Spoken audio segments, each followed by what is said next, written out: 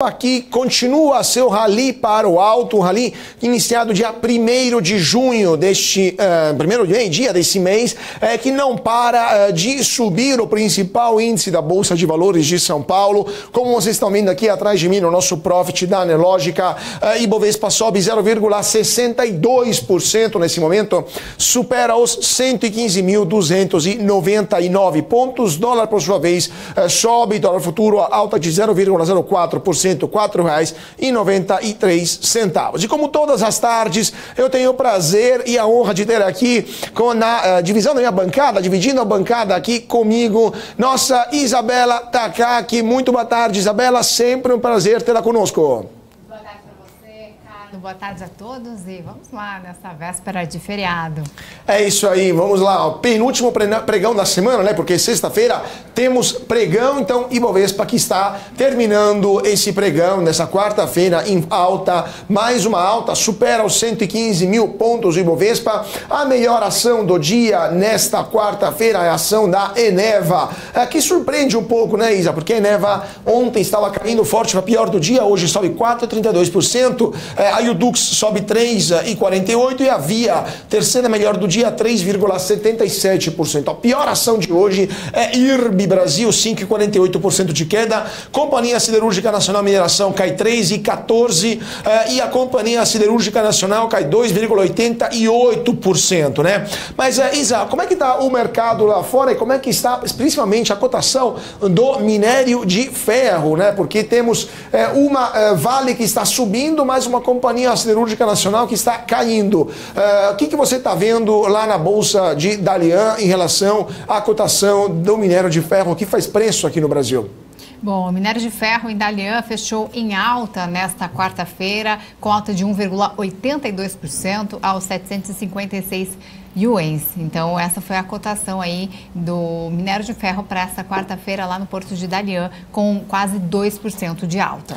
E o petróleo? O petróleo Brent também está influenciando a Petrobras? Como é que está a cotação do petróleo lá em Londres? Também, petróleo Brent neste momento operando em alta, mais um dia aí, aliás, teve uma sequência de altas, depois teve uma leve queda e agora voltou a subir com 0,87% de alta aos 76 dólares e 95 centes o barril de petróleo, o petróleo Brent, que é o referência para a Petrobras. Perfeito. Agora, falando de Petrobras, né? Petrobras que nesse momento sobe 2,67%, a ação preferencial R$ 28,80, Vale sobe 0,89%, R$ 68,20.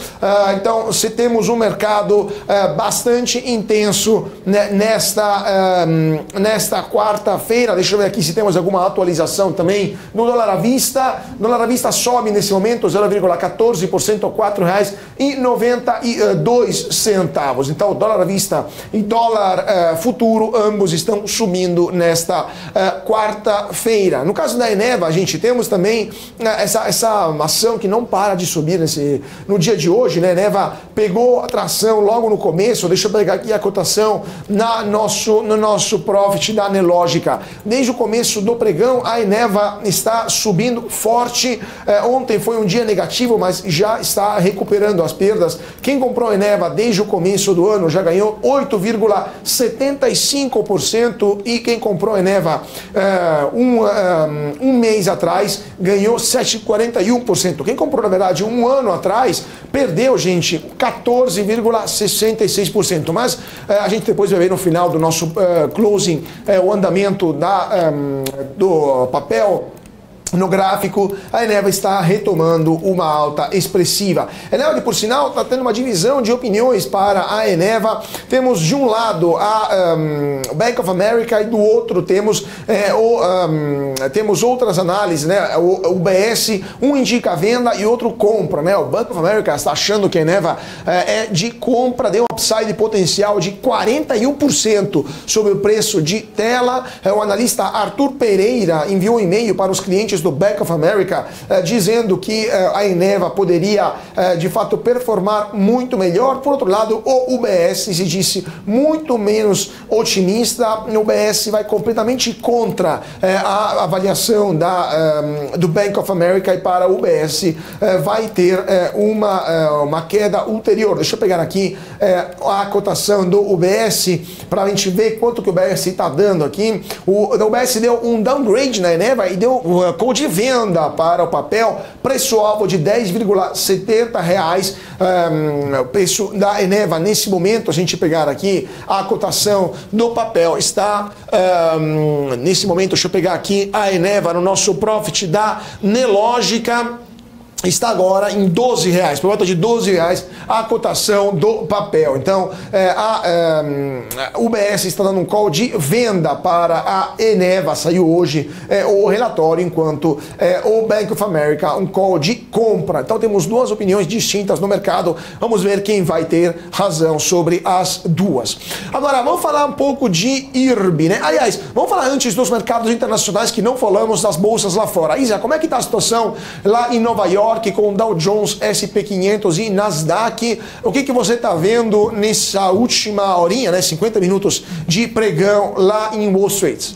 Bom, as bolsas estão mistas aí, temos Dow Jones com alta de 0,29%, S&P 500 operando com queda de 0,34%, Nasdaq com 1,13% de queda. Temos também, entre os principais índices, essas são as americanas, né? Mas lá na Europa, DAX na Alemanha com 0,20% de queda, CAC na França com 0,09% de queda. A maior parte das bolsas lá fora está caindo ali, puxado pelos dados ali não tão bons. E agora temos também FTSE também caindo 0,8%, FTSE de Londres caindo, porém as bolsas americanas aí operam mistas, principalmente Dow Jones aí em alta, uma das únicas se destacando aí no cenário positivo em Nova York nesta quarta-feira.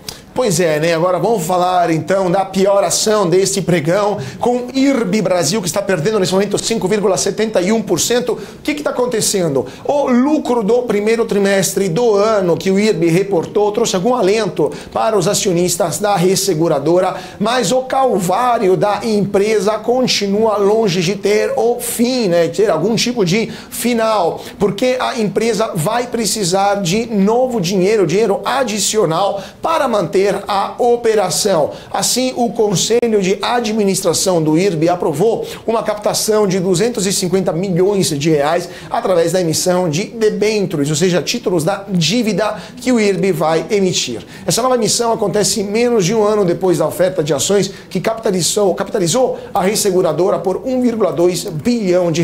Só que dessa vez a empresa vai captar recursos usando dívida e não usando ações. Agora, o que a IRB quer fazer com esse dinheiro? Quer pretende usar esses recursos obtidos pelas debêntures para auxiliar na manutenção dos índices regulatórios. Lembrando que o IRB é uma resseguradora e ela deve responder para a SUSEP, que é a Superintendência para o controle, né, dos seguros no Brasil, e o IRB também tem que se submeter a esses controles mensais com isso, então, a resseguradora vai ter que pedir dinheiro para o mercado. A ver, então, o que vai acontecer com o IRB e se isso, de fato, vai mudar alguma coisa. Também a questão dessa emissão de R$250 milhões via debêntures, precisa ver se terá compradores, né, gente? Porque não é necessariamente, não é nada claro, nada certo que o IRB obtenha esse dinheiro do mercado. Pode ser simplesmente que o mercado não ache isso interessante. Vamos ver se essas debêntures serão adquiridas pelo mercado. Mas a partir do anúncio dessa emissão de debêntures, as ações da resseguradora começaram a cair de forma expressiva. Então, vamos ver o que vai acontecer e se de fato o IRB vai conseguir emitir. São duas séries de debêntures, se elas serão adquiridas pelo mercado. Falando agora sempre de empresas brasileiras, temos novidade também de um ícone das empresas alimentícias, né, do Brasil, né, Isa? Temos novidades sobre a disputa para a compra da Garoto pela Nestlé, né?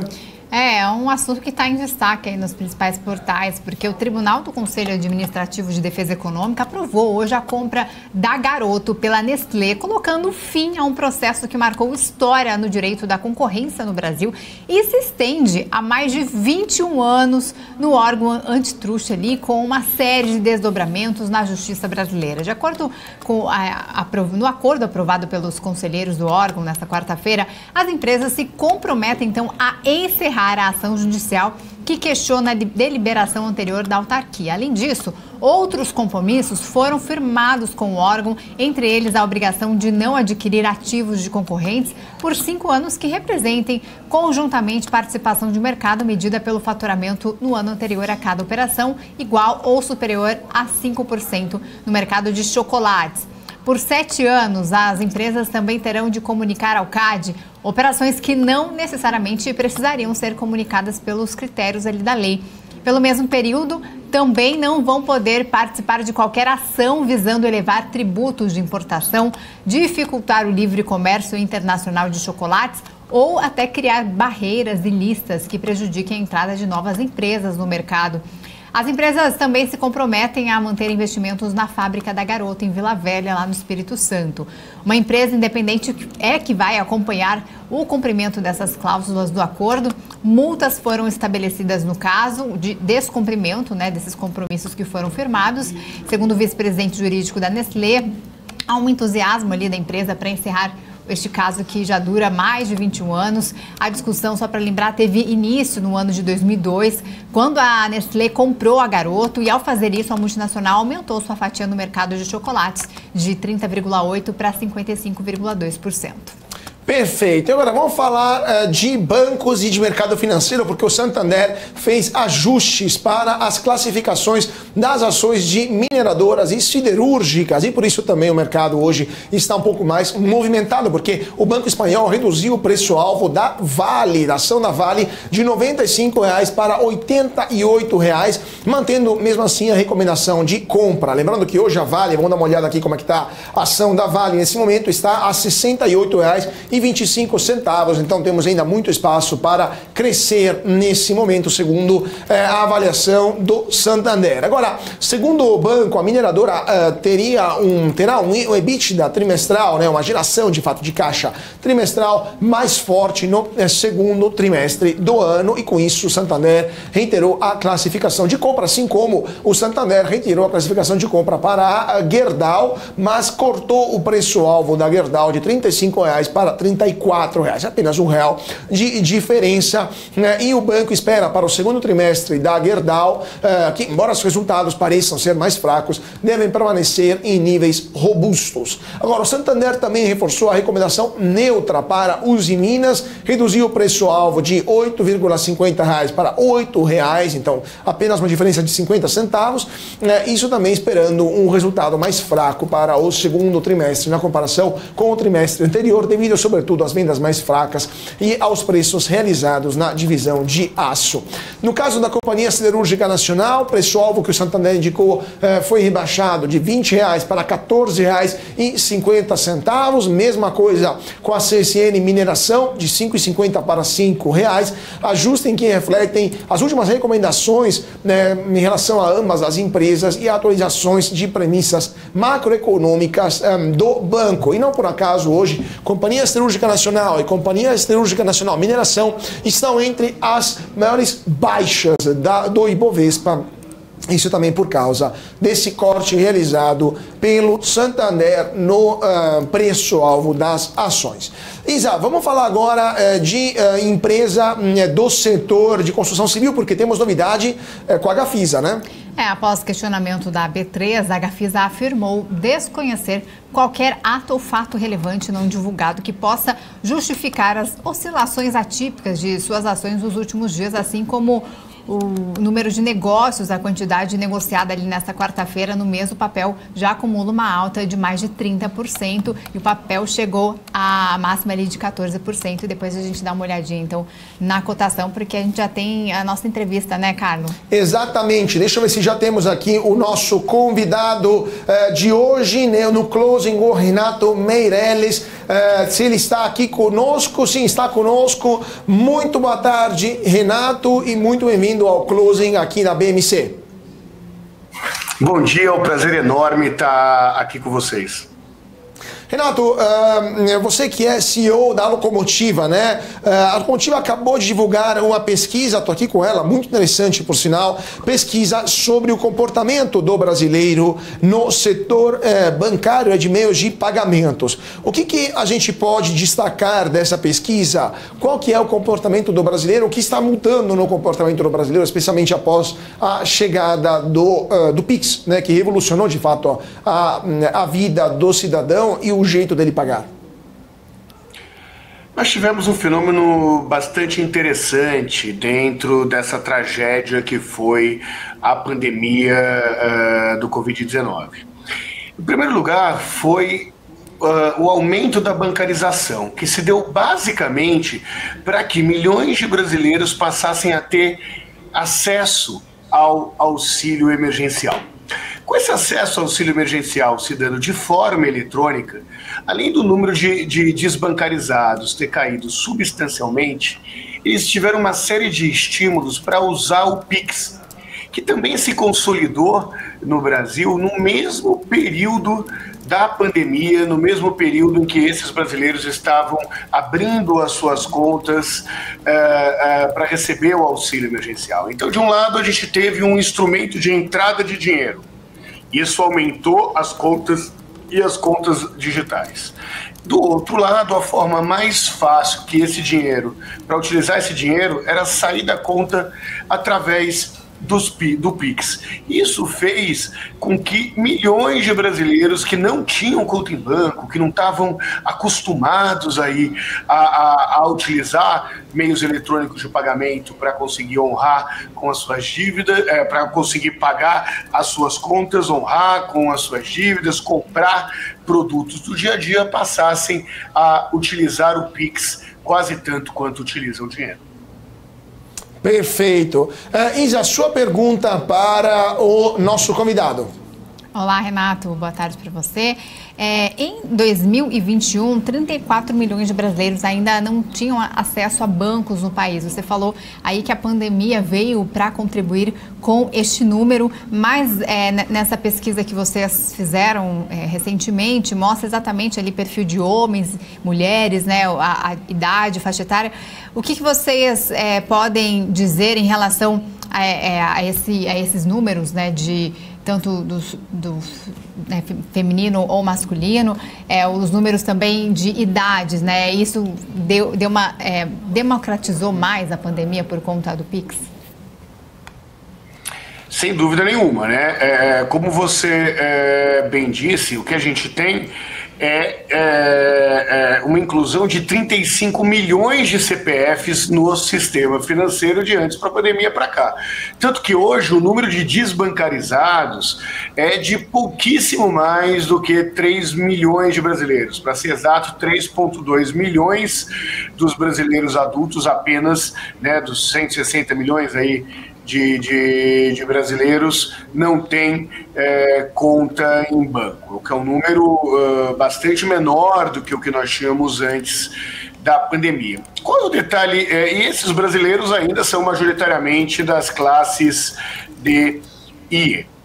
Agora, a pesquisa apontou um outro fator bastante interessante, que é o fato de termos 17% ainda dos brasileiros adultos, o que equivale a 28 milhões de pessoas que, mesmo tendo conta em banco, ainda não movimentam, não fazem transações financeiras com frequência. O que a gente chama de subbancarizados. São pessoas que, tudo bem, usam aí, entra, recebe o dinheiro, muitas vezes saca o dinheiro todo e continua fazendo movimentação em dinheiro. E o que isso nos mostra?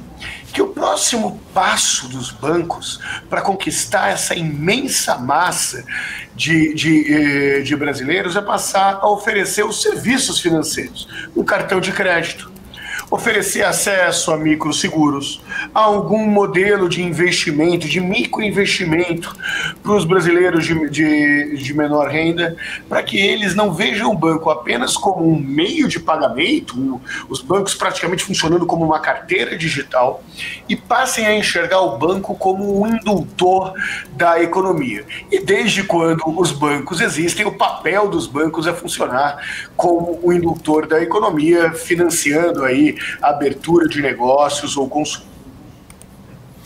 Perfeito. Então, agradecemos muitíssimo ao Renato Meirelles, presidente do Locomotiva, por ter estado conosco hoje aqui no Closing da BMC. Muito obrigado, Renato. Um abraço, até a próxima. Vamos continuando então o nosso noticiário, porque temos ainda muitas informações sobre o andamento do mercado, né, Isa? A gente estava falando da Gafisa, Gafisa que informou a B3 sobre novidades. Vamos dar uma olhada como é que está a Gafisa hoje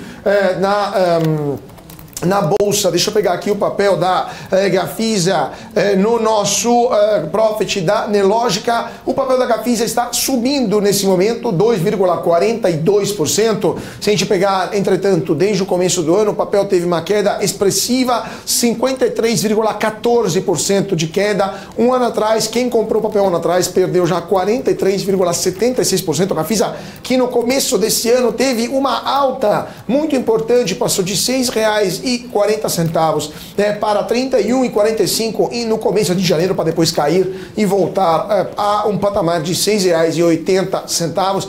Gafisa que não para de cair também há um bom tempo, né? Desde 2018 já perdeu 92,69%. Agora, para falar dessa e de outras notícias e de outras ações, vamos chamar o Renato Green, analista do BBBI. Renato, muito boa tarde e bem-vindo ao Closing aqui da BMC. Olá, Carlos, boa tarde, Isabela. Prazer estar aqui falando com vocês e parabéns pela transmissão em TV fechada. Muito obrigado, Renato, muito obrigado. E vamos lá, Renato, então, vamos falar um pouco de ações, porque hoje primeiramente temos mais um dia de alta do Ibovespa, faltam 32 minutos para o final do pregão e temos, tudo indica que teremos mais um dia de resultado positivo. 5 pregões do mês, 5 resultados muito expressivos, né? Nos últimos dias o Ibovespa chegou a subir mais de 2%, e temos também alguns papéis que estão voando nos últimos dias. Qual que é a sua análise em geral do andamento do Ibovespa nesse mês de junho e por que vocês aí no BBBI consideram esse momento, como os consideram, né? Se vocês acham que de fato o Ibovespa pegou tração e vai continuar assim até o final do ano ou se vai mudar alguma coisa? Não, sem dúvida a Bolsa ela vem ganhando tração, tá? Hoje quase bateu a marca de 116 mil pontos. A gente vem observando, o mês de maio foi bastante positivo e junho começa com números importantes, né, em termos de inflação. A gente observa a inflação arrefecendo e a Bolsa Brasileira ela vem acompanhando os mercados internacionais. Quando a gente olha para o S&P, própria Nasdaq, são esses mercados eles vêm buscando uma recuperação consistente e não é diferente na Bolsa Brasileira. A gente vê também recuperação em países emergentes, vê no interesse do investidor em China e aqui no Brasil o Banco Central, o mercado especula aí que o Banco Central deva começar a fazer um movimento de redução da taxa de juros. Isso atrai bastante o capital especulativo e principalmente para o mercado de equity. Então, hoje o dia começou muito interessante com os dados do IPCA e depois, ao longo do dia, veio alguns dados não positivos, como as exportações da China, a elevação de juros no Canadá e uma maior preocupação com que nível de juros a economia americana deve estabilizar. Mas aqui no Brasil a gente veio observando, como você mencionou, um dia positivo, uma semana bastante interessante. E a gente espera que esse ritmo, essa recuperação, ela deva ser persistente. É óbvio que nós vamos observar ainda um pouco de volatilidade, que é da natureza cíclica do mercado de equity, mas a tendência majoritária a gente enxerga como uma recuperação e alta do índice Bovespa até o final do ano. Agora, só para terminar esse ponto, Renato, depois eu passo a palavra também para a pergunta da Isa.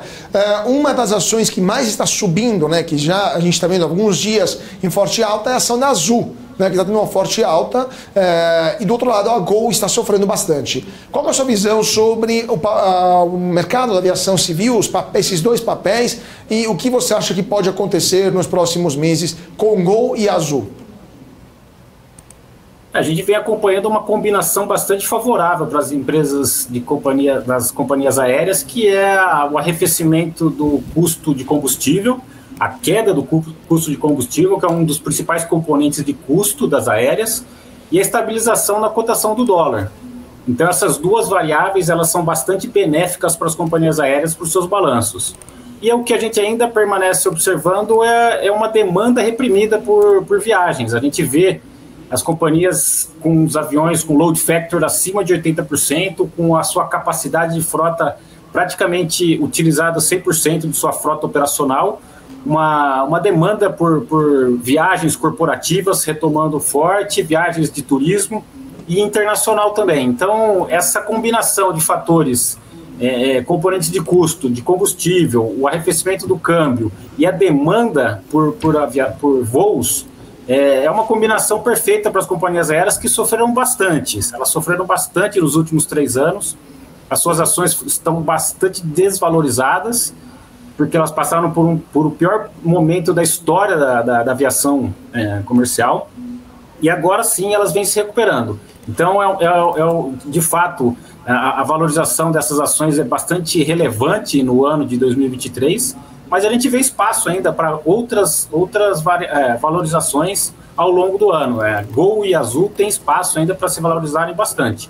A negociação com os lessores foi bastante promissora, postergou esse vencimento relevante aí para os próximos 4, 5 anos, e a gente deve ver agora as margens operacionais das companhias aéreas aumentando trimestre a trimestre, reforçando a confiança do investidor para retomar os investimentos nesse tipo de ação, que é bastante volátil, a gente sabe, mas que está entrando num momento muito positivo.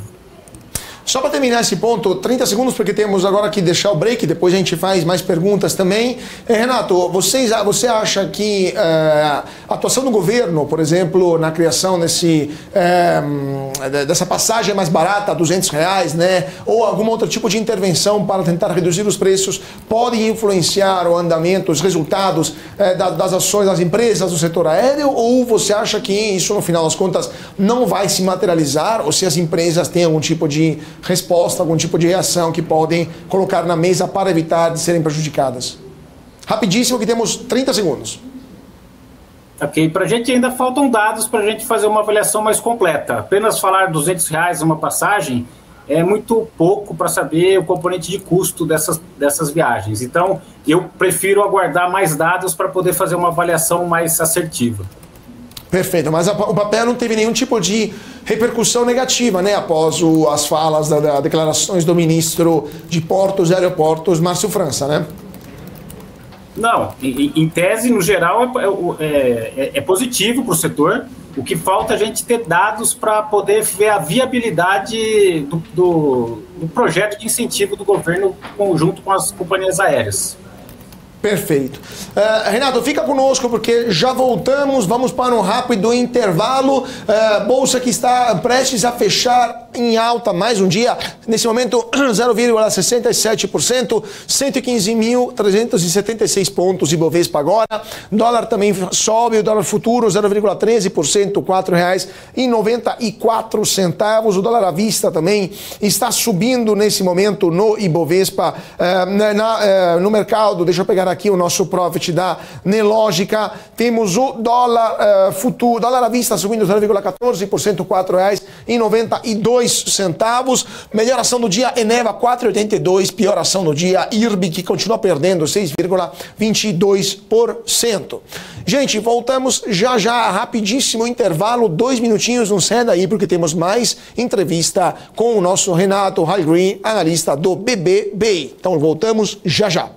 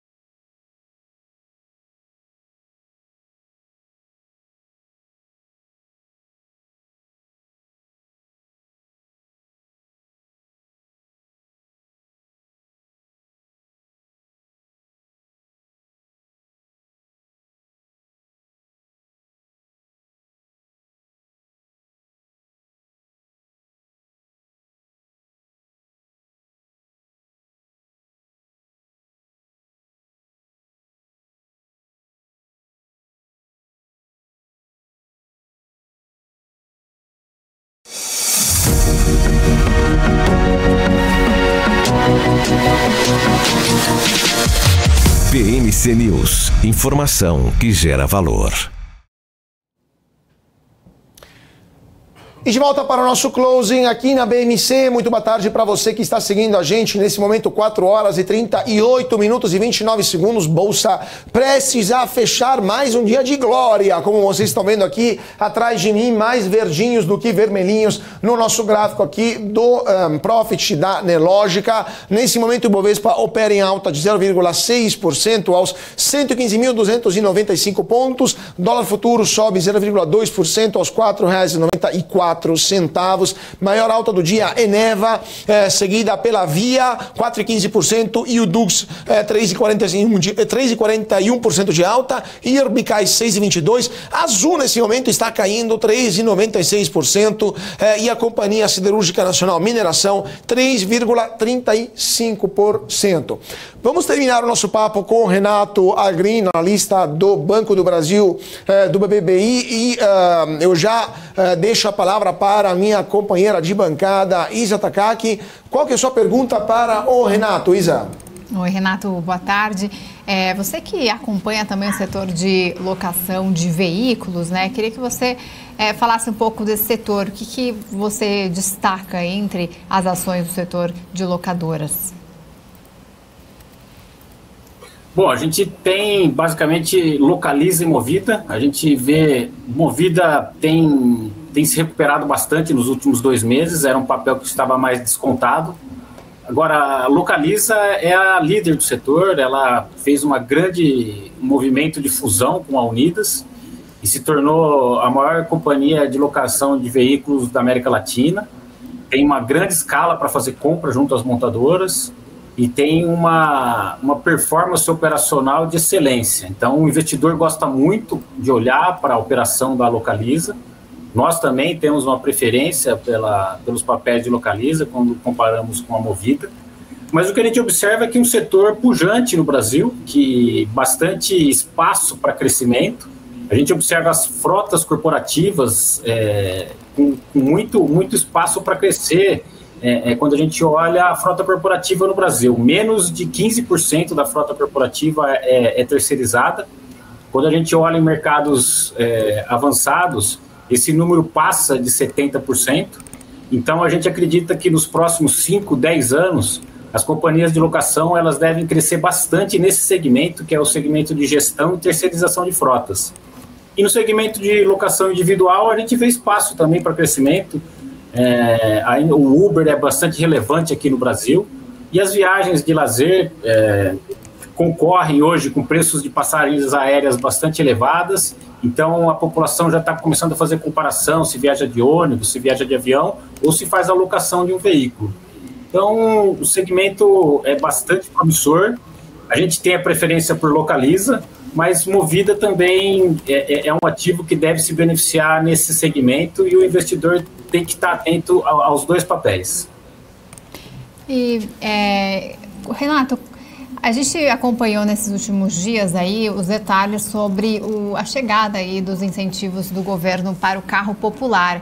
Como é que fica esse setor, né, com a chegada desse incentivo? Como é que deve ficar a competitividade aí com as locadoras de veículos? Deve afetar o setor por conta desse incentivo do governo? Eu acho que, no geral, é positivo, tanto para a população, que vai conseguir comprar um carro com desconto, aí, pode chegar até 10% do valor do veículo até R$120 mil, mas para as locadoras, sem dúvida, elas como são as maiores compradoras das montadoras, elas devem se beneficiar com a compra, com a renovação da frota, que é uma frota que já vem um pouco envelhecida em função da pandemia, a estratégia das locadoras e mesmo a dificuldade das montadoras entregar um volume de carros em função da crise dos chips. Eu acho que agora é um momento bastante importante para as locadoras renovar suas frotas, com desconto próximo de 10%. É óbvio que quando a gente vê a operação de seminovos, a gente vai observar também uma queda no faturamento, porque são veículos que vão ter o repasse também. Esses veículos usados eles vão ter uma queda no seu valor venal. Mas, de uma forma geral, a gente enxerga como positivo para as locadoras que elas devem girar os seus ativos, renovar sua frota, oferecer um produto de alta qualidade para os clientes, reter esse cliente de locação e por um preço mais barato, por um custo mais barato. Então a gente entende que é positivo. E agora para a sociedade, de uma forma geral, a gente sabe que o preço dos veículos teve uma alta muito significante no período da pandemia.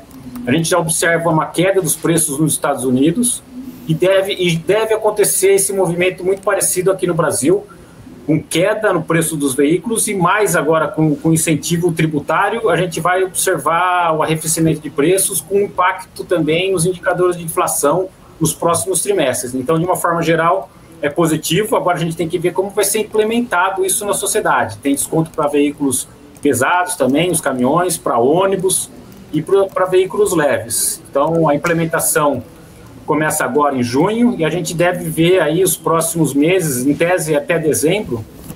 Agora a gente tem que ver como que vai ser implementado e até onde o volume de carros as montadoras vão conseguir entregar, porque até a gente observou até pouco tempo atrás uma dificuldade de entregar veículos para as locadoras em função da crise dos chips. Mas eu acredito que o processo de montagem já está recuperado, os chips, essa questão dos chips já está arrefecida a crise, e a gente deve ver uma melhora no volume de entrega das montadoras para a população em geral e principalmente para as locadoras. Perfeito. Antes de encerrar, Renato, eu só queria fazer a última pergunta, que eu sei que também sua agenda é bastante corrida. Eu sei que você cobre também criptoativos. Bitcoin, desde o começo do ano, não para de subir, já ganhou quase 50%. Mas aí eu te pergunto, com essa investida da SEC contra a Coinbase, não é a primeira vez que a SEC vai para cima de corretoras de Bitcoin, de exchanges, né? Você acha que pode ter algum tipo de mudança no andamento do Bitcoin? Ou estamos diante de uma nova retomada do valor do criptoativo? Rapidíssimo. Essa movimentação da regulamentação era esperada, a maturidade do mercado de criptoativos, ela vem com a regulamentação e isso gera volatilidade. Então, o que a gente vem observando, sem dúvida, são os reguladores bastante atentos às corretoras tradicionais e com isso o mercado vai ganhando maior regulamentação. Isso vai trazer novos investidores que precisam aportar em mercados regulados. Mas, sem dúvida, no curto prazo traz volatilidade, mas a perspectiva é que, de longo prazo, esses ativos sejam estruturados com mais segurança para que novos investidores entrem nesse segmento e a valorização dos ativos, principalmente o Bitcoin e o Ethereum, aconteçam aí no longo prazo.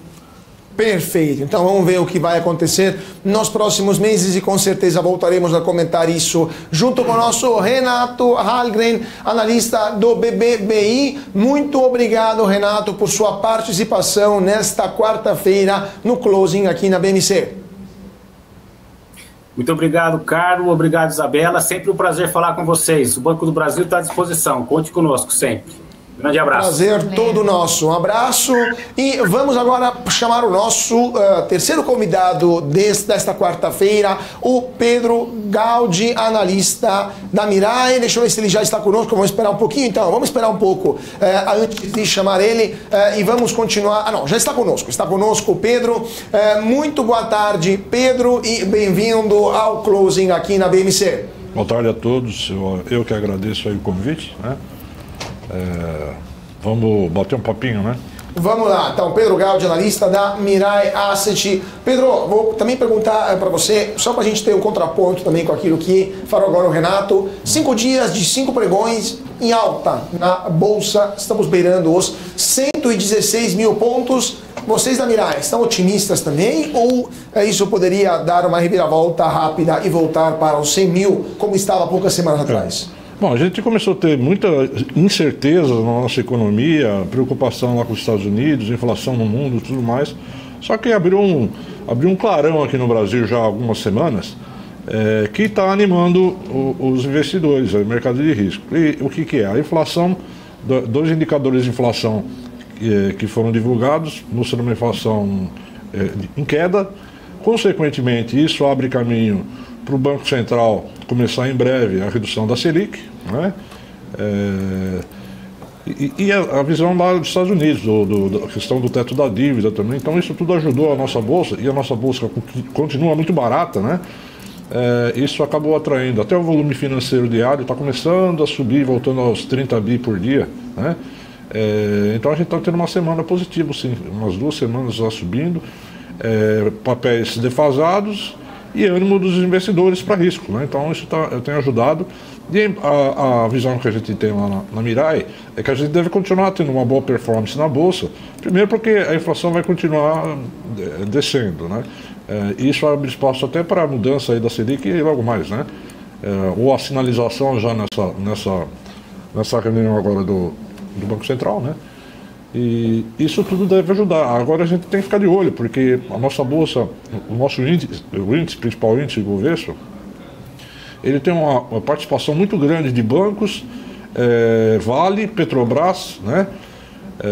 Então a gente tem que ver, porque eu brinco que Vale é um negócio da China, então a gente tem que olhar a China como é que ela está se comportando. Saiu hoje a balança comercial lá, veio abaixo do esperado, né? Isso acabou penalizando o desempenho das ações de siderurgia. A Vale está tentando, porque ela tem liquidez, então se os grandes investidores procuram papéis, posições grandes, tem que cair na Vale e na Petro, não tem jeito. Então isso ajudou a Vale a se segurar e está ajudando o Ibovespa hoje a se manter no 0,6% de alta. Só terminando, completando esse ponto, para a gente entender, então, o Ibovespa que está se segurando, setores que vocês estão olhando com maior carinho nesta possível retomada de alta do Ibovespa? Não, a gente acompanha vários setores, né? Depende muito do perfil do que o cliente quer. Se ele quer uma carteira de dividendos, aí a gente tem que ir mais para o setor elétrico. Se ele quer uma carteira mais acreditando na retomada da economia no segundo semestre, então a gente vai montando. Mas assim, basicamente, os principais papéis que a gente gosta, a Vale vai continuar sendo uma boa pagadora de dividendos. A China em algum momento vai se recuperar e isso vai sustentar o preço do minério de ferro.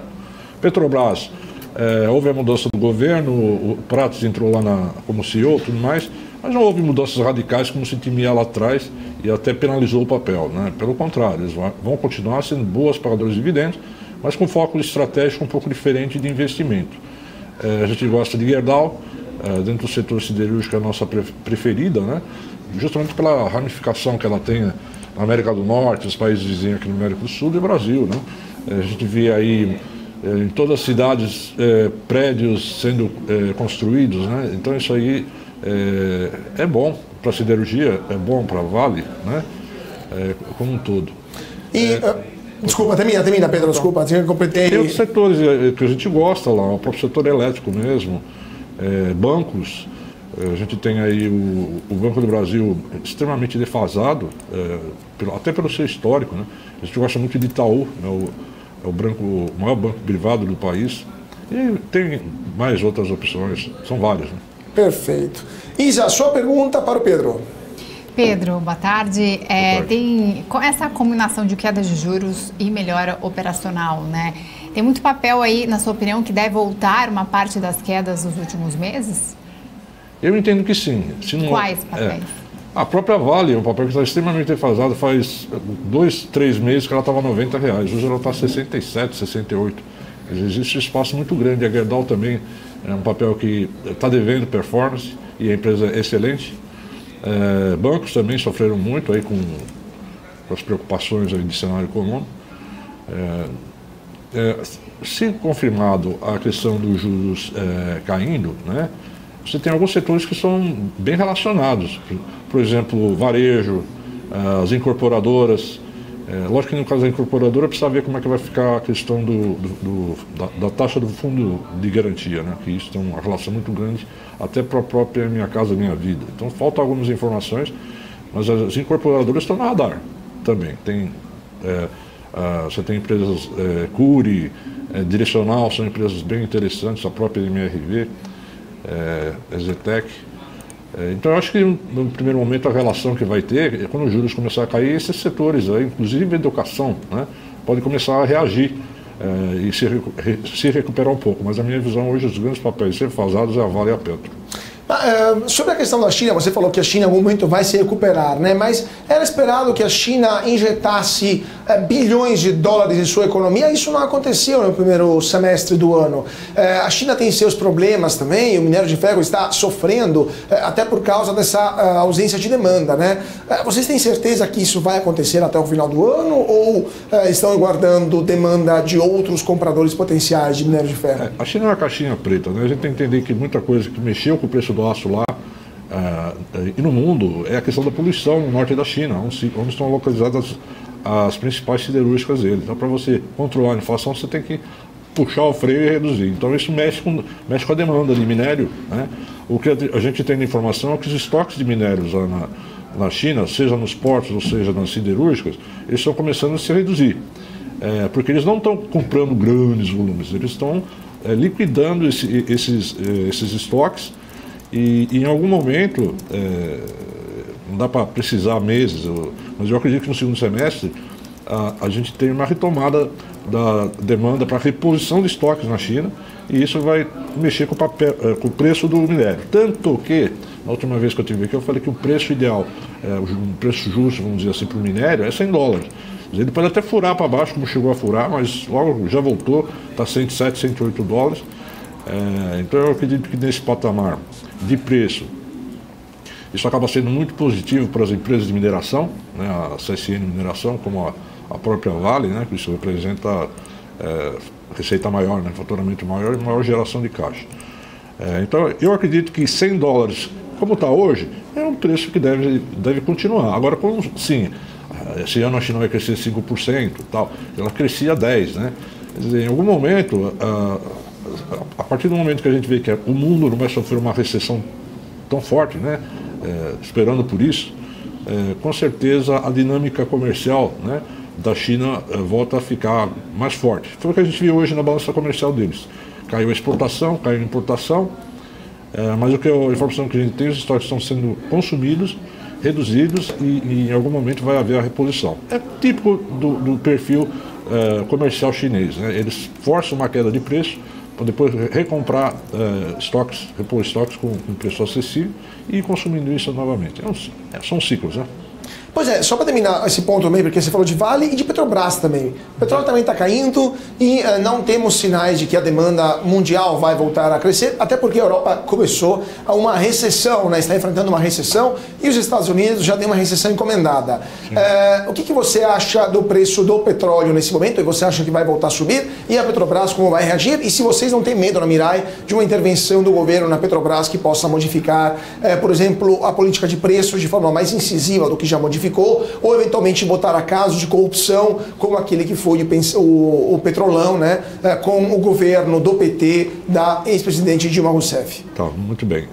Você tem a OPEP, que logicamente são os maiores produtores de petróleo e eles logicamente não vão querer que o preço do petróleo caia. Então, como a Arábia Saudita citou aí, eu vou dizer um volume diariamente e se o preço começar a ceder novamente, vai ter mais corte de produção, né?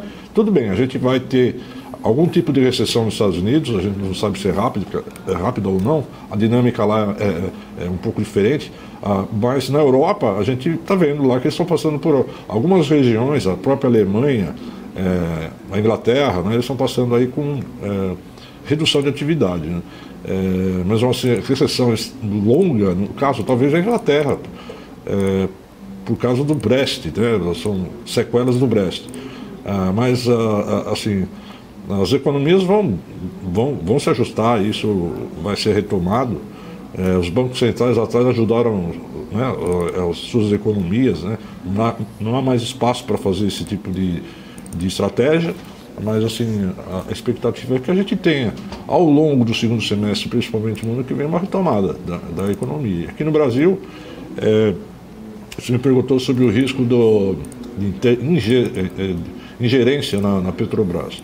A gente tem que monitorar isso. Eu acho que a Petrobras ela passou por uma fase lá atrás muito complicada. A empresa foi literalmente saqueada e durante o período posterior, entrou várias pessoas lá para ajustar o compliance, a Petro está muito bem blindada hoje contra aquela coisa que aconteceu no passado. Isso, na minha cabeça, não vai acontecer de novo, não. Vamos ver então o que vai acontecer. Vamos falar rapidinho de Petrobras também. Ô Isa, você quer fazer uma pergunta antes da gente voltar para as notícias? Não, aproveitar que você está falando de Petrobras, né, queria puxar o link para a Vibra Energia, né, que a variação dos preços dos combustíveis acabou afetando também a companhia no primeiro trimestre, né, e foi anunciada, inclusive, uma mudança estratégica comercial da Petrobras que acaba ali, que pode influenciar também no desempenho dessas distribuidoras no geral, né? Você acredita que a competência, a experiência na empresa, desse setor, pode ser determinante aí para esses ajustes rápidos operacionais? Então, quando a gente pega a Vibra, a Ultrapar e a própria Cosan, né, que tem suas distribuidoras de combustível, logicamente eles importam combustíveis, né? Agora, eles formam, o que está pegando para eles é que eles formam um estoque com preço, e quando a Petrobras abaixa o preço, o teu estoque ele fica complicado, porque você não vai poder vender um preço antigo, né? Você vai ter que vender um preço menor de hoje, e isso acaba gerando redução de receita, né? Você tem também a questão do diesel russo, que está entrando no Brasil, que vem com preço muito menor do que o diesel normal. Então, assim, são complicômetros que as distribuidoras vão ter que gerenciar. Lembra até que o CEO da Vibra falou: a gente não vai rasgar dinheiro, se o negócio não remunera, a gente vai tirar o pé. Então, vamos aguardar um pouco mais. A gente sabe que os resultados do segundo trimestre e talvez até do terceiro ainda tenham contaminação dessa flutuação de preços dos combustíveis feitos pela Petrobras. E aí eles têm que avaliar, vou aumentar o estoque, vou diminuir o estoque, isso tudo é gestão, administração dos negócios. A Vibra está caminhando também para uma estratégia de diversificação, buscando um braço mais forte em energia renovável, né? E todas as empresas, a maioria das empresas estão buscando ser autossuficiente em energia elétrica. A própria Vale, a Petro agora vai entrar com energia também. Então, assim, a missão dessas gestões é reduzir custo, né? Reduzindo o custo, você acaba melhorando a sua geração de caixa, né? Acho que foi isso que você perguntou, né?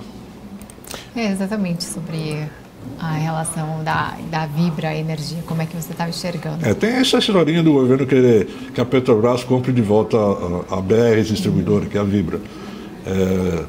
Juridicamente eu acho pouco improvável, né? Eu acho que assim, teria que comprar no mercado, quer dizer, mas para a Petrobras fazer isso não teria o menor sentido. E até porque isso traria uma visão de falta de contrato, né? Isso aí já foi assinado, já foi finalizado. Fica uma imagem muito ruim do Brasil para fora. Então, por isso mesmo que eu acho que isso não prossegue.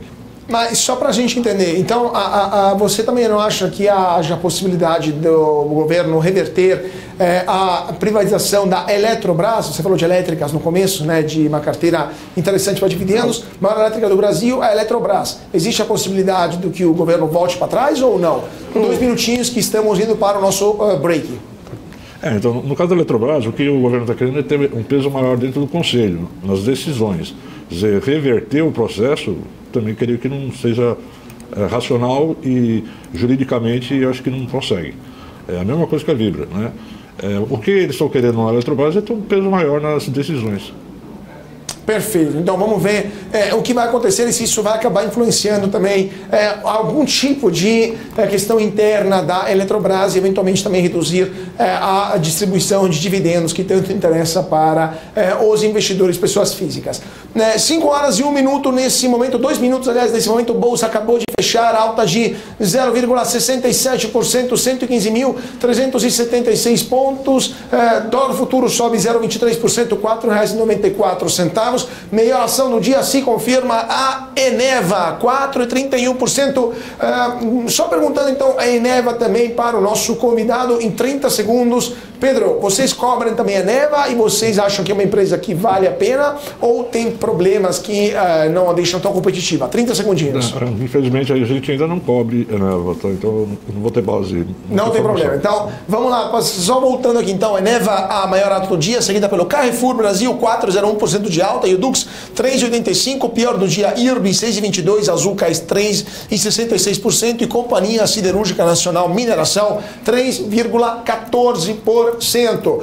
Petrobras e Vale, como é que fecharam hoje? Vale subiu 0,96% a R$ 68,25 e a Petrobras, por sua vez, também puxada pelo andamento das cotações do petróleo, sobe 2,99%, R$ 28,89. O dólar à vista também sobe 0,24%, R$ 4,92%.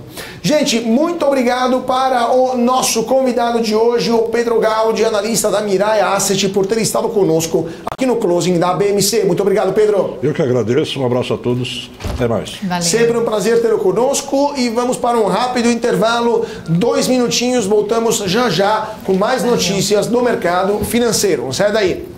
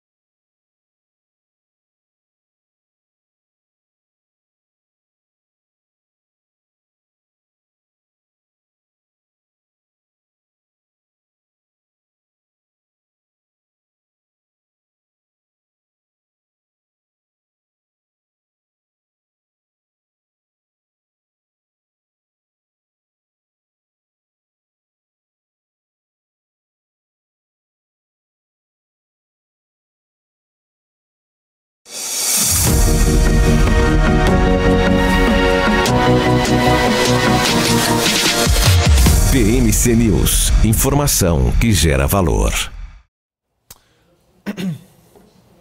E de volta para o nosso closing aqui na BMC. Muito boa tarde para você que está se sintonizando agora, 5 horas e 8 minutos nesse momento. Bolsa que termina o seu 5º dia de alta em 5 pregões, 5 dias consecutivos de resultado positivo para o principal índice da Bolsa de Valores de São Paulo. Alta de 0,78%, terminando o dia aos 115.505 pontos. Dólar futuro sobe 0,15%, R$ 4,94. E vocês estão vendo aqui atrás de mim, no nosso Profit da Nelogica Eneva, melhor ação do dia, alta de 4,57% após a indicação do Banco do Brasil, do Bank of America, de comprar ações da Eneva, que estaria subavaliada, upside possível de 41%, segundo o Bank of America. Temos também o Dux subiu 3,91% e Carrefour subiu 3,46%. Por outro lado, a pior do dia, IRB Brasil perdeu 6,94%,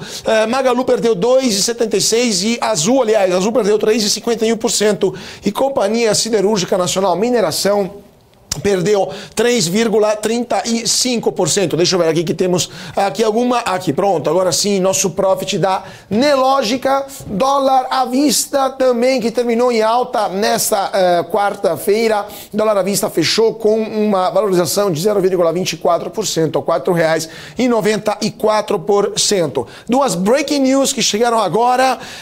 Primeira delas, Americanas derrubou um site que reunia minoritários que pediam reparações à companhia após a fraude. Então, a Americanas conseguiu derrubar o site que representava minoritários, pedindo indenização. O site que reunia investidores para preparar o processo contra a empresa. Acabou de chegar essa notícia aqui na nossa redação, e temos também a notícia temos a notícia do Nubank. O Nubank acabou de chegar também essa notícia aqui, realizou uma demissão em massa nesta quarta-feira. O Nubank, um corte de quase 300 vagas, 296 pessoas foram demitidas do Nubank. Reestruturação promovida na operação brasileira, que segundo o banco está tendo um novo modelo para a área, algumas funções e posições, segundo o Nubank, se tornaram, abre aspas, redundantes, fecha aspas. E para isso, o banco teve que cortar 296 pessoas que foram desligadas. O Nubank, então, está cortando 296 pessoas de cerca de 8 mil funcionários que o banco tem, né? Notícia aqui acabou de chegar e o banco disse que não está prevendo outras reestruturações para os seus funcionários. Então, segundo o banco, não teria, pelo menos no momento, outras demissões. A ver, então, o que vai acontecer com o Nubank. Lembrando que os bancos digitais sofreram muito durante a alta dos juros no Brasil. Bancos que tinham se valorizado de forma expressiva durante a baixa dos juros, que passaram de 6% para 2% em poucos dias e agora voltaram a 13,75%. Estamos falando da taxa Selic. Isa, temos também notícias sobre a Petrobras, né? Novidades sobre as unidades de refino da Petrobras, né? A Petrobras informou, então, que as suas unidades de refino atingiram em maio o fator de utilização de 95%. Esse é o melhor resultado mensal desde julho de 2015. Na segunda quinzena do mês, afirmou a companhia que o nível chegou a superar os 99%. O fator de utilização total do refino considera ali o volume de carga de petróleo efetivamente processado e a carga de referência das refinarias, ou seja, sua capacidade operacional. E agora vamos voltar a falar da Light, porque os acionistas ratificaram o pedido de recuperação judicial da empresa da elétrica, né? Uma companhia que pediu recuperação judicial há poucas semanas e teve agora, poucas horas atrás, a primeira Assembleia Geral Extraordinária, desde que a empresa ganhou a decisão judicial para suspender o pagamento de dívidas, né? A recuperação judicial. Com o quórum de 70,7% 94,5% o processo foi aprovado, 94,5% dos acionistas presentes votaram a favor e 4,5% se abstiveram, enquanto a reprovação foi de 1%.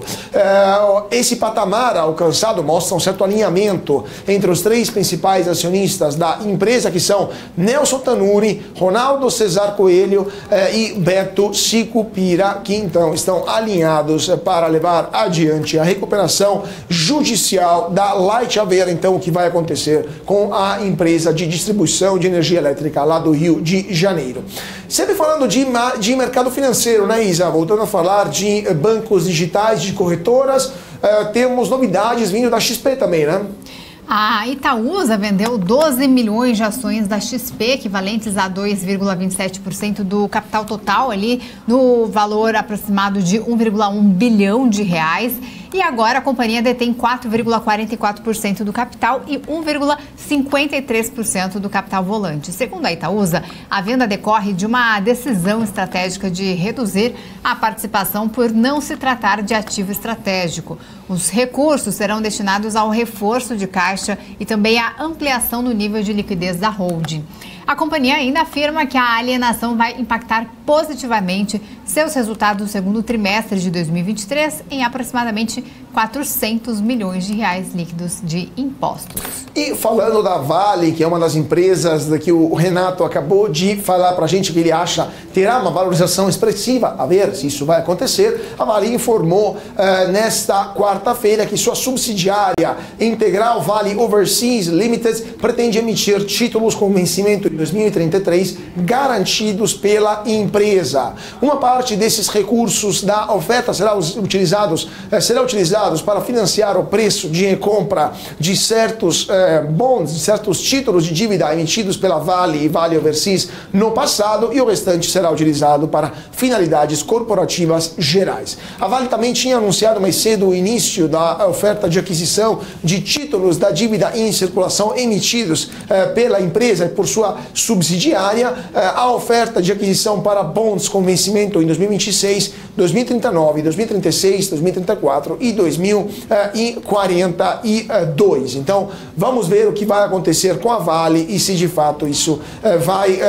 vai mudar alguma coisa, vai fazer algum tipo de preço, mas evidentemente não, porque a Vale é uma empresa bastante sólida. Inclusive, vamos dar uma olhada como é que está a Vale, como é que fechou a Vale hoje. A Vale que fechou em alta de 1,33% aos R$ 68,50, mas se a gente pegar o andamento do título aqui no nosso Profit da Anelógica no último período, vimos que se mesmo que temos no último mês, aliás, no último dia, uma alta expressiva, últimos 5 dias também subiu 5,71% a Vale.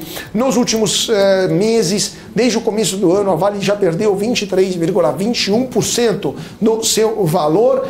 No último ano, a queda foi de 21,54%. Quem comprou Vale em junho de 2022 já perdeu 21,54% do seu investimento, mas quem comprou Vale há 5 anos atrás ainda está ganhando 34,90%. A Vale teve os últimos anos uma verdadeira montanha russa na sua cotação, uma forte valorização logo depois da pandemia, né? A ação estava por volta de R$ 50 antes da pandemia, caiu para 35, voltou a subir logo em seguida e teve um pico de R$ 115, então de 35 para R$ 115, depois voltou a cair para 64 em 2021, final de 21, voltou a subir até o final de 22 até R$ 101,97, caiu novamente para os R$ 62 em setembro do ano passado, subiu novamente logo no começo deste ano, até o final de janeiro estava em R$ 95,32 e agora está novamente num vale,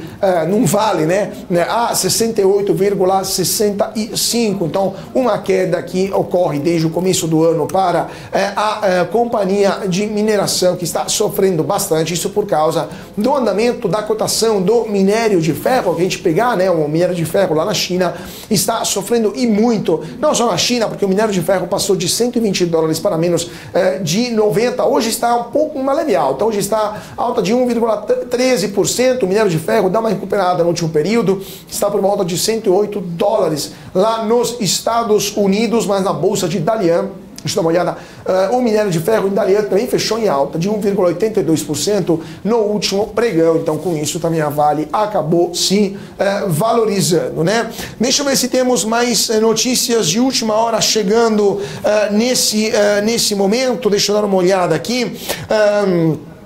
Temos a notícia da, deixa eu dar uma olhada aqui, da Eneva também, dar uma olhada aqui, que tinha acabado de ver essa notícia, acabei de perder a notícia sobre a Eneva. Quer que eu dou aqui? Manda bala aí, Isa. Bom, a Eneva avançou bem aí durante o pregão desta quarta-feira com a perspectiva de início de queda de juros, né? Estava ele entre as lideranças nas maiores altas do índice.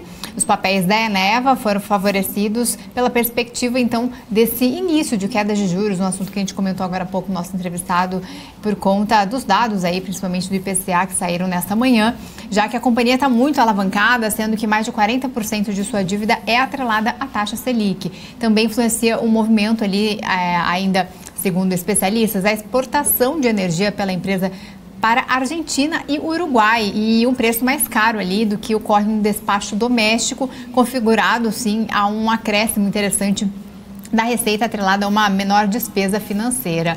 Vamos dar uma atualizada geral aqui, fazer um giro de mercado, já que as bolsas fecharam já no mercado internacional, aqui no Brasil também. Como você disse, Bovespa então fechou com alta de 0,77%, SP500 fechou com queda de 0,38%, Nasdaq com 1,29% de queda e Dow Jones com alta de 0,28%.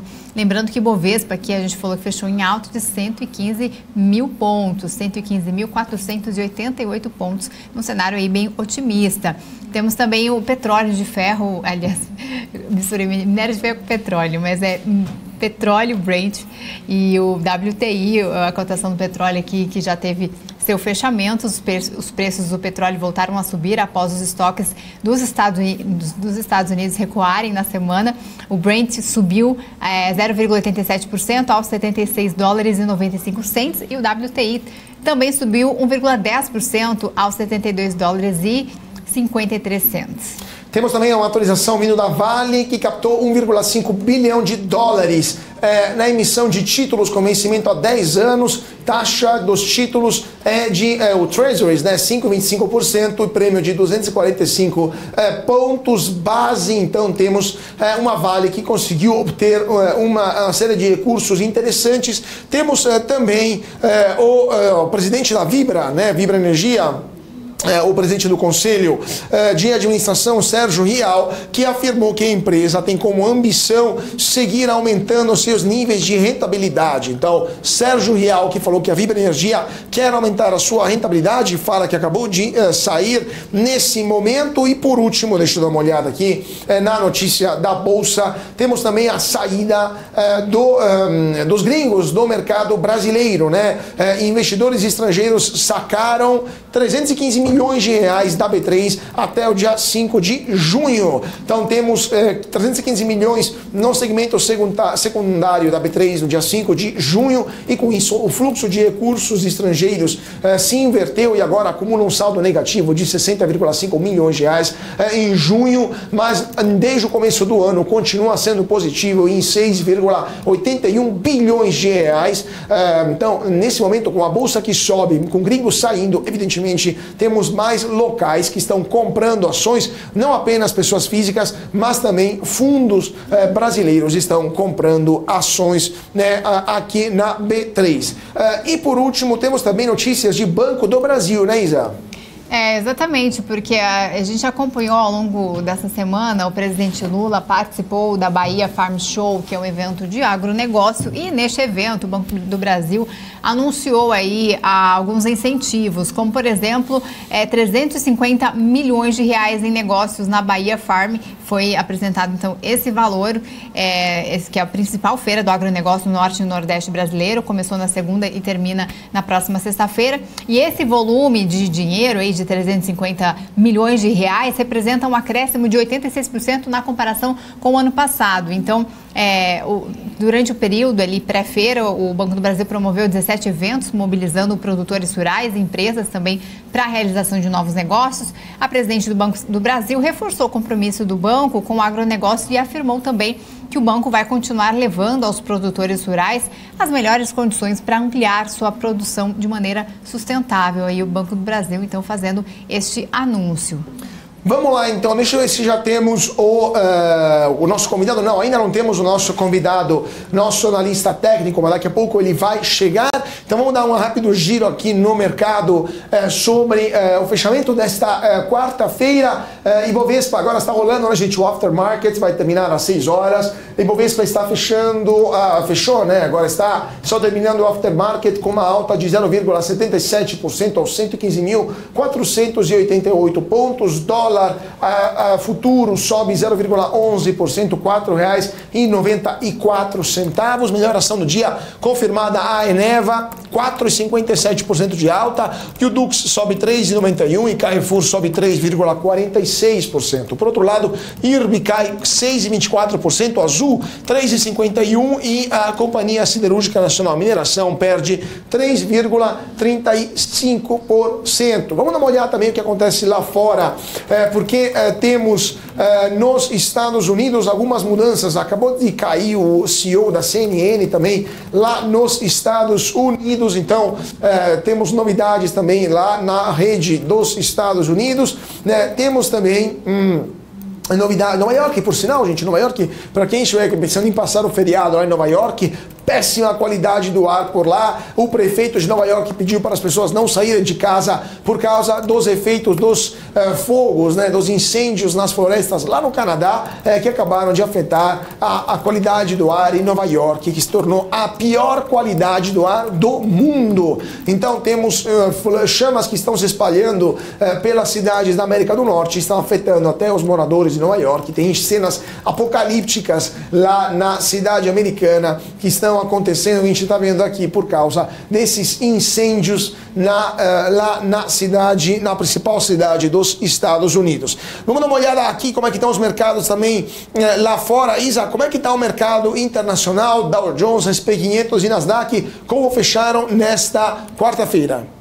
Bom, SP 500, como a gente falou agora há pouco, Aqui, a gente tem o fechamento de mercado, como eu disse, as bolsas por lá fecharam de maneira mista, SP 500 com queda de 0,38%, Nasdaq com 1,29% de queda e Dow Jones com alta de 0,28%. Vamos dar uma olhadinha também no fechamento do dólar aqui, cotado a R$ 4,92, fechando em alta de 0,24% nessa quarta-feira. A moeda norte-americana, inclusive, registrou uma cotação máxima de R$ 4,93 e uma mínima de R$ 4,90. Tem uma notícia também sobre leilão que acabou de sair sobre a ANTT, que aprovou ali o edital do leilão do segundo lote de concessão de rodovias do Paraná.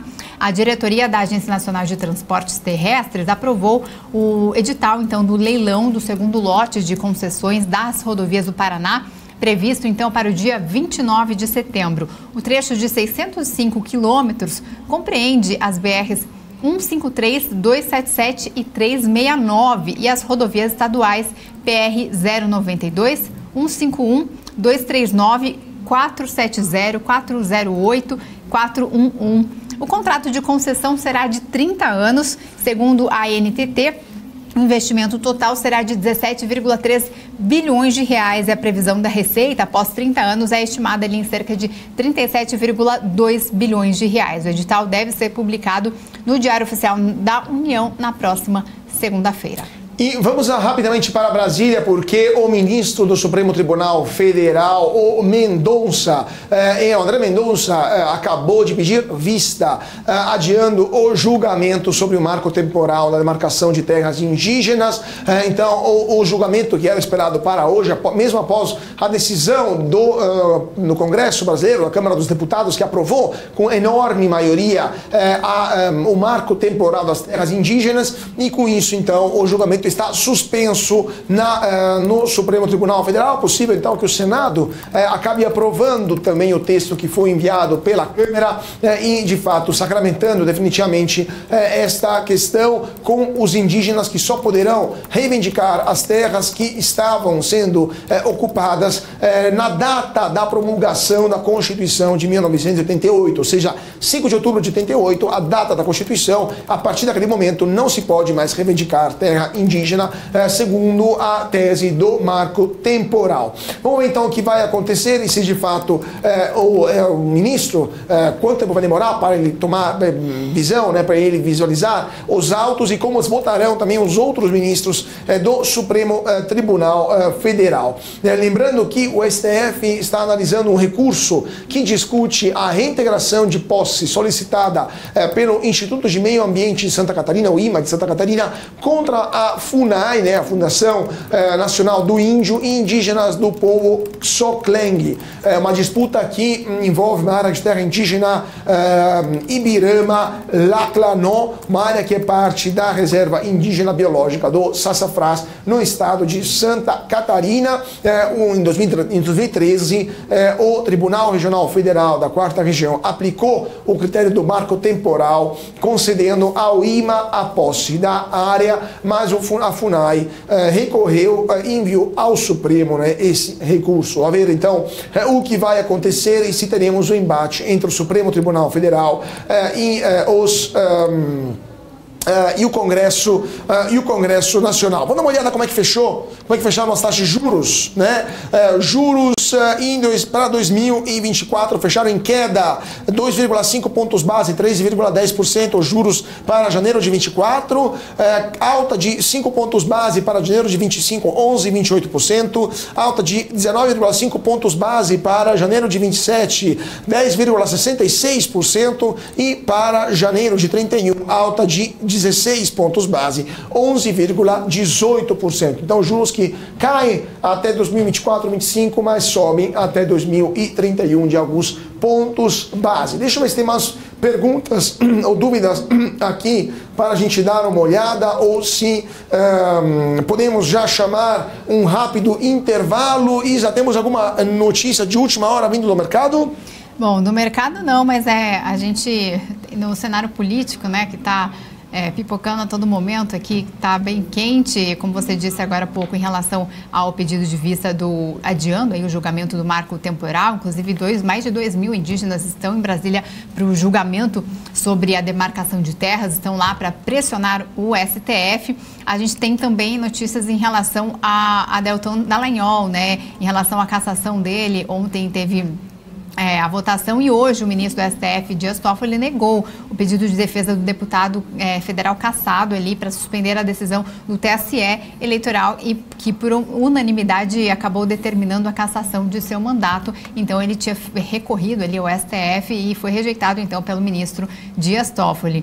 E ainda no cenário político, a gente inclusive estava falando bastante sobre Alexandre Padilha, ele fez um vídeo ao vivo falando sobre os ministérios de Lula, se vai cair algum ou não, e ele falou que realmente essas chefias dos ministérios são naturais, Ele deu uma entrevista dizendo que não tem nada certo se realmente vai ter a queda de algum ministro, Segundo palavras dele, o governo é como um rally, é completamente natural que nesse rally possa fazer ali uma troca de motorista, do pneu. Acha natural que os partidos possam indicar e tem pessoas filiadas a eles nos ministérios que possam, então, fazer reuniões sobre a atuação de seus ministros, essas instabilidades, essas trocas aí de comandos acabam acontecendo ao longo dos governos e a gente vai acompanhar aí no cenário político ao longo da nossa programação. Perfeito. Vamos ver o que vai acontecer. Vamos para um rápido intervalo, então já voltamos 2 minutinhos e passamos para a nossa análise técnica aqui no Closing da BMC. 2 minutinhos, não sai daí. Voltamos já já.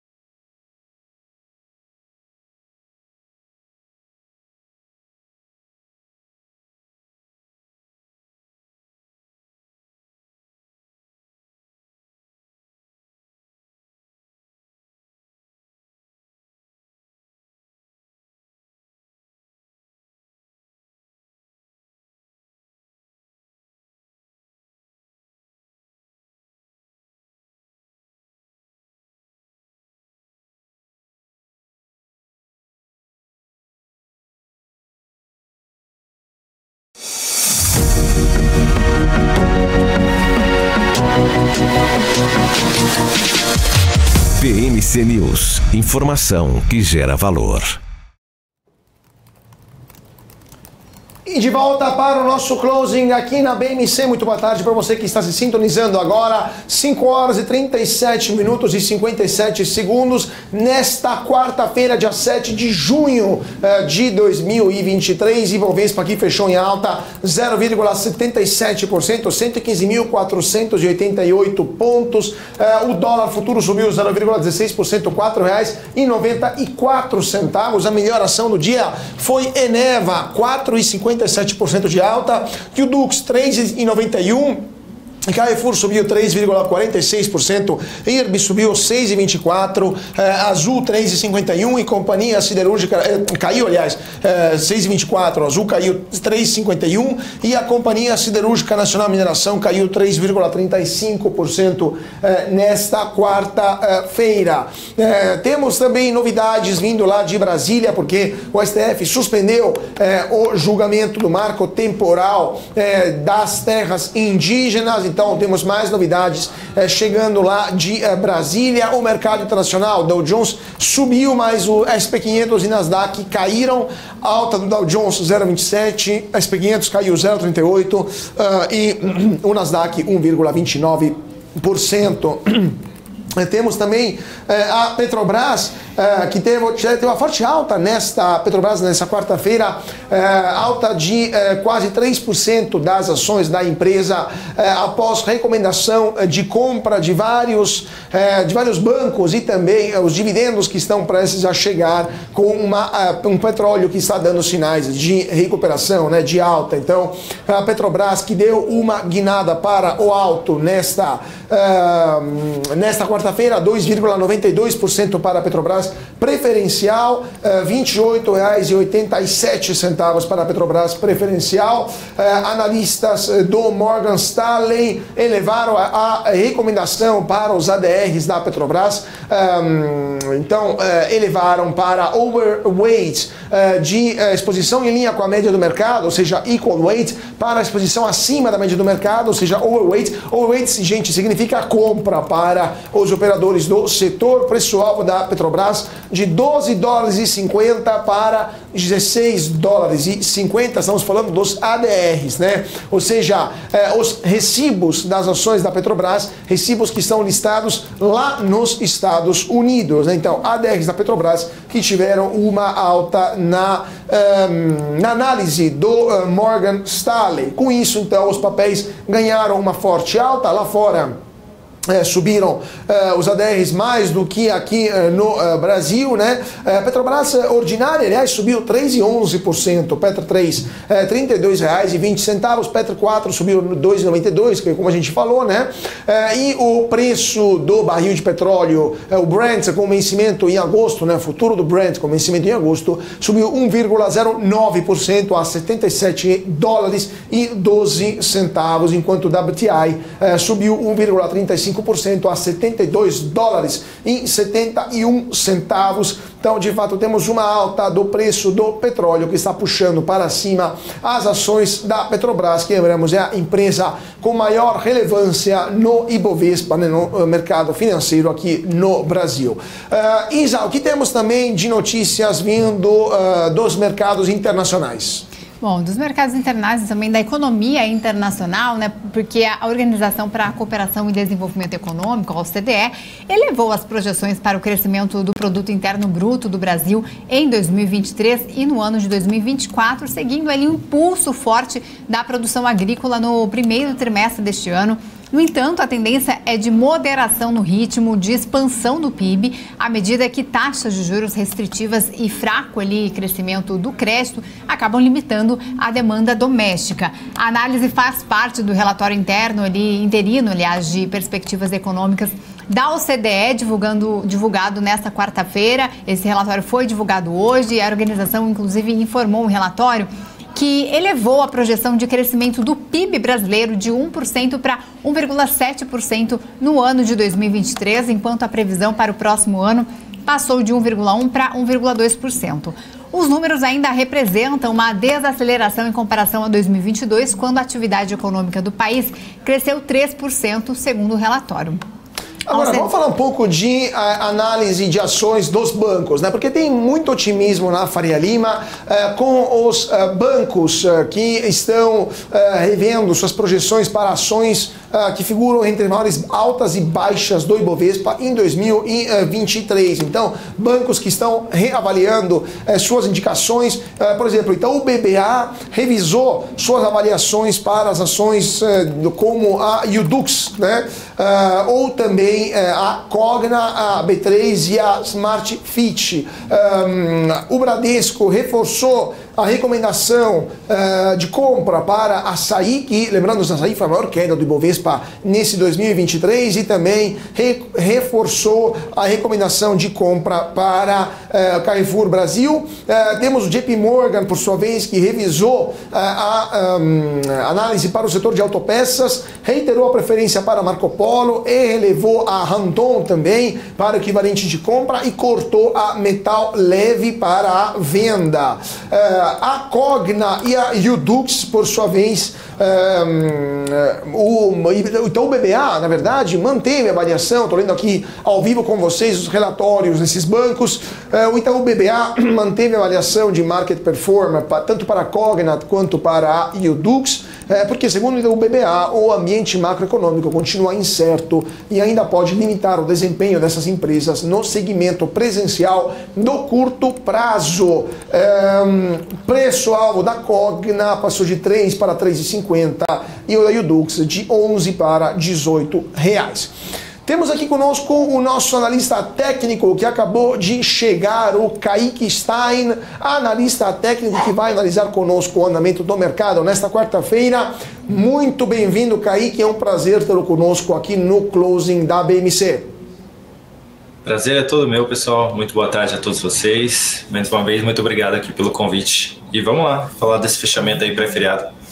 Vamos lá, Kaique, fechamento em alta, mais um dia para o Ibovespa, otimismo que está tomando conta da Faria Lima. O que você está vendo no gráfico para a B3? E já te pergunto, Vale e Petrobras, que também não param de subir, o que você está vendo para ambas? Perfeito. Vou colocar aqui na tela, então. Quando você fala B3, quer dizer o Ibovespa, né? Ibovespa, né? Claro, sim, Ibovespa. Perfeito, então. Ibovespa aí, a gente até finalizou agora o nosso fechamento aqui de mercado também. 5 dias consecutivos dentro de um movimento de alta. A gente fala que na análise técnica existe a possibilidade de replicar movimentos anteriores. Caso isso aconteça, a gente ainda teria pelo menos mais 3 dias positivos aqui para o nosso índice. A gente está dentro de um movimento mais altista, o viés é mais positivo, realmente, aí, como você mencionou, Faria Lima é bem otimista. A gente teria resistências aí, que seriam níveis de preço, onde o nosso índice pode parar em algum momento e corrigir. O primeiro deles seria na faixa dos 118 mil pontos, e o segundo, um pouquinho mais otimista, aí, ali na faixa dos 120 mil pontos, algo que a gente não alcança aí desde outubro de 2022.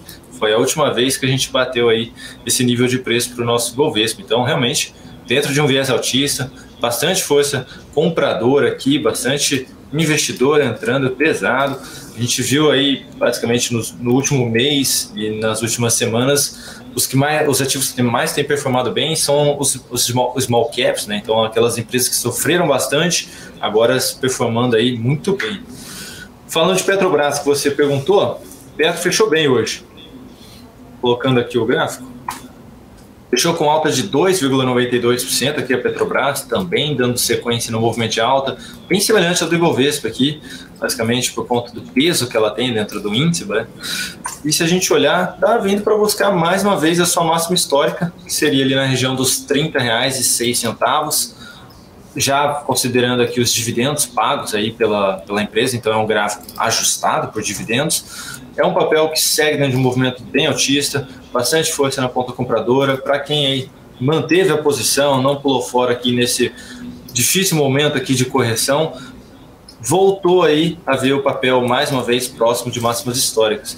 A expectativa é essa, viu, Carla? De que a gente possa ter essa superação de máximo aí nas próximas semanas, quem sabe aí no próximo mês, mas bem positivo mesmo aqui o cenário para a Petrobras, indo em busca dos R$ 30 mais uma vez. E Vale, No dia de hoje, fechando na máxima, 1,58%, mas o cenário como um todo ainda segue um pouquinho mais baixista.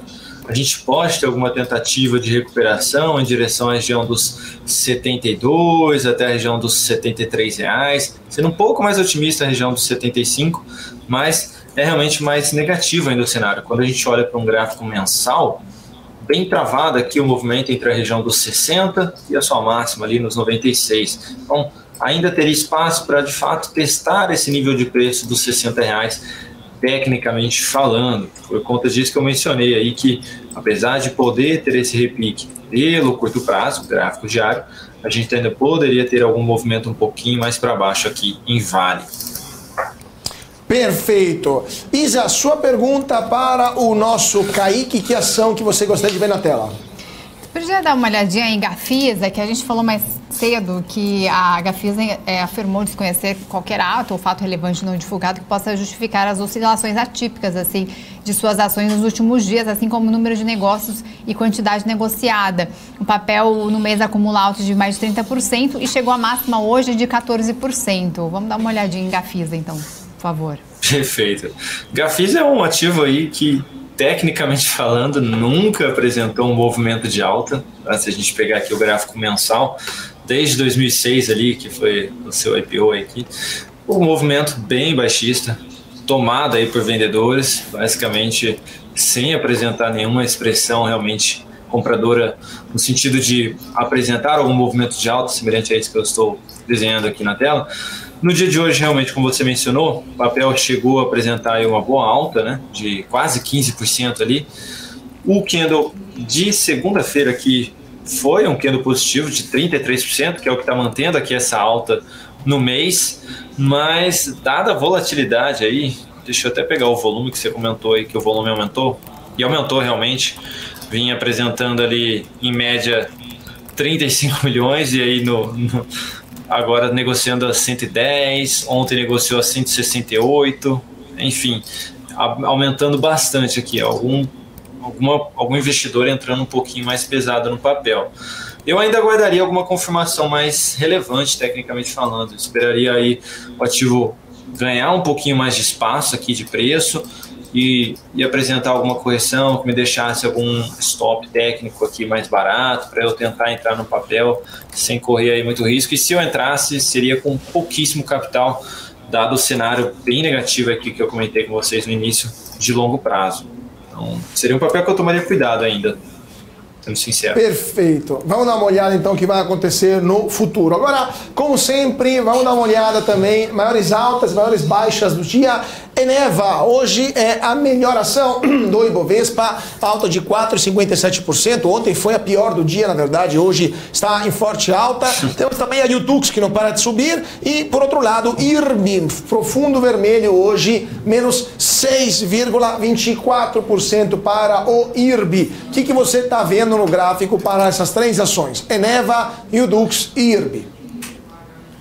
Eneva aqui hoje realmente aí apresentando um candle de força bem grande aqui, 4,5%.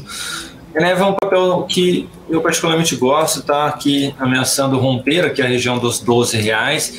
Caso esse movimento aconteça, né, consiga ultrapassar esse nível de preço dos 12 reais, dos 12,20 aqui para ser mais exato, a gente teria espaço aí para buscar quase que a região dos 13. Então, teria aqui um certo espaço aí de termos reais de R$1. E falando aqui mais de um prazo um pouquinho maior, falando de gráfico semanal, a gente teria espaço ali para buscar ainda a região dos 13,50 e, sendo bem mais otimista, a região lá dos 15,50.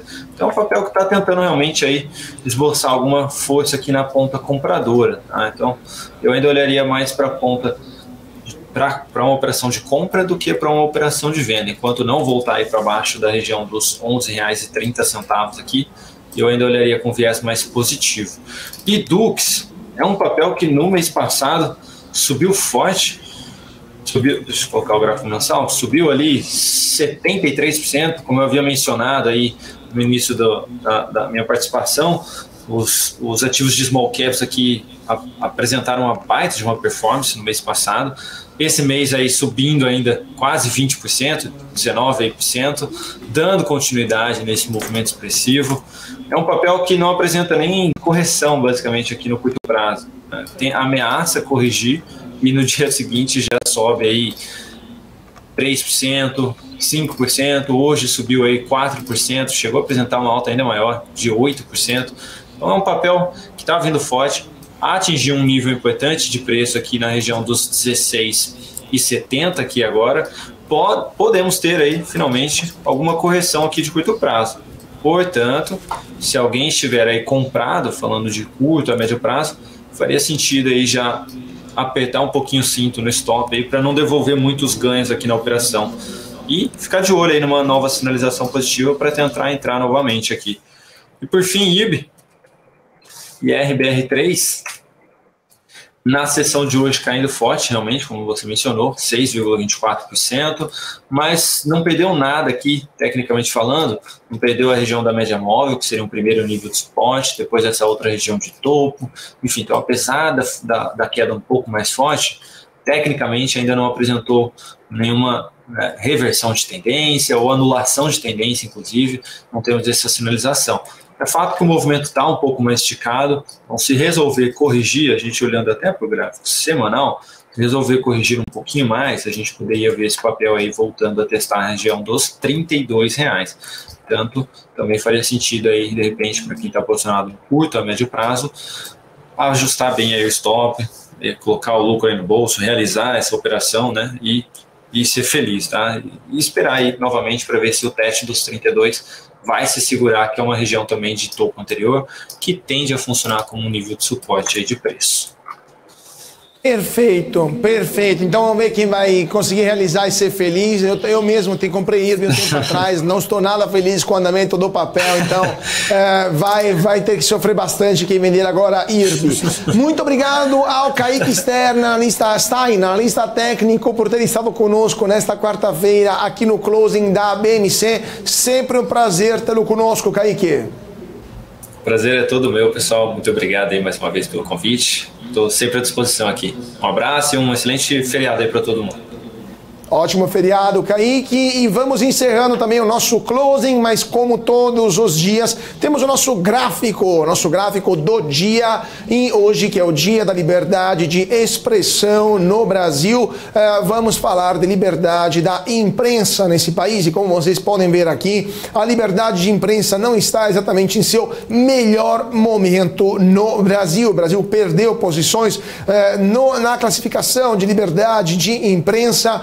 Estamos como países africanos, como países do leste europeu, né, como a Ucrânia, como a Sérvia, como o Paraguai, como a Mongólia, países em que a liberdade de expressão tem problemas notáveis, né? Então, isso segundo uma análise do World Press Freedom Index e de Repórteres Sem Fronteiras. Então, estamos longe de uma situação positiva que está apenas nos países nórdicos, na Irlanda, na Holanda também, mas também longe de uma situação satisfatória que, por sinal, está aqui do nosso lado, na Argentina e mesmo assim no Brasil, por causa das repetidas censuras que a mídia brasileira sofreu nos últimos meses. Nossa situação está muito, muito negativa, muito ruim, nível africano de liberdade de expressão aqui para o Brasil. Só perdemos também para ditaduras como a Venezuela, Nicarágua, China, Rússia ou também Arábia Saudita e Irã. Então, nada positivo esse gráfico da liberdade de expressão no Brasil. E com essa notícia, vamos encerrando o nosso closing aqui na BMC, nossa quarta-feira. Muito obrigado, principalmente a minha companheira de bancada de todas as tardes, Isa Takaki, por ter estado conosco, fechando o mercado mais um dia. Muito obrigado, Isa, sempre um prazer estar com você. Valeu, Carlos, obrigada todos que nos acompanharam nessa véspera de feriado aí, bom feriado para todo mundo. A gente se vê então na sexta-feira. Valeu. É isso aí, gente. Muito obrigado a todos pela atenção. Um ótimo feriado e nos vemos na sexta-feira porque a bolsa vai abrir. Mais uma vez, muito obrigado a todos pela atenção. Uma ótima tarde e até sexta.